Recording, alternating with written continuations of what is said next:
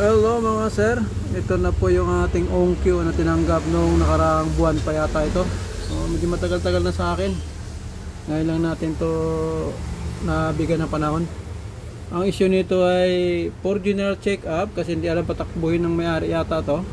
Baka binigay lang sa kanya. Tingnan nyo naman, puro pugad ng yan, bubuyog. So, ang inuna ko lang muna dito ay yung input, no? So, a little bit cleaning lang muna ang ginawa natin dito. And then, yung sa likod nito, ayan, tinanggal natin yung mga diyan, nakapasok na mga putik o pugad ng siguro yan, bubuyog. Kasi halos lahat mayroong ganito oh. So, dito sa baba, tinaga ko yung kutkutin, no? Yung mga importante lang muna, like itong CD input. Dito lang muna yung naabot natin para mayroon lang tayong option na lalagyan ng input kung ano yung pwedeng tumunog, no? Then sa main speaker lang tayo naglagay, no, dalawa. So tatanong natin sa may-ari kung ilang speaker yung ginagamit niya rito. Kasi parang binigay lang yata sa kanya to eh. So ang gagawin lang natin dito ay yung main speaker lang, no?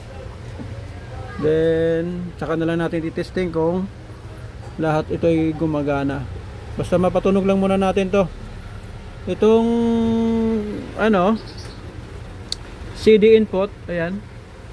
Ay, ayan. Inispira na natin ng DW40 diyan para umanod yung yung kanyang laman na putik na yan. So, saka na lang natin yung kutkutin yung iba na yan. Okay. Then play tayo.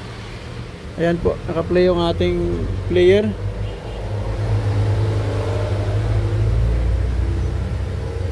Then magbo-volume tayo siyempre.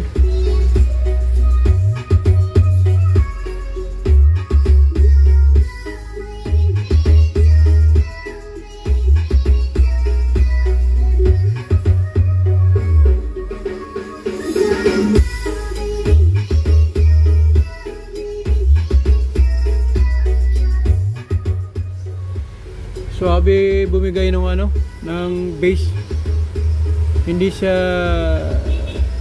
matigas, saktong-sakto, no?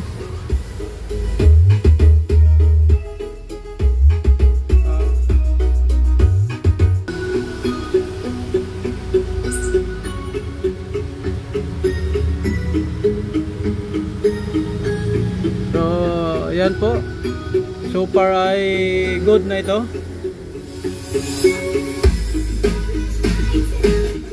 May kalakasan po yung home theater na to. Ang laki ng transformer niya mga sir. Tsaka nakasankin po yung OPT. Bali 4 na sangkin na malalaki yan, no? Saka 2 transistor din na maliit.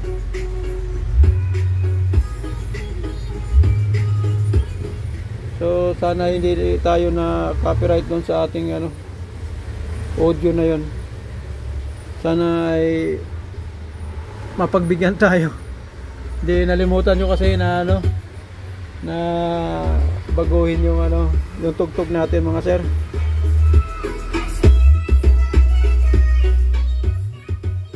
Okay, that's all for today mga sir. Salamat sa inyong panonood.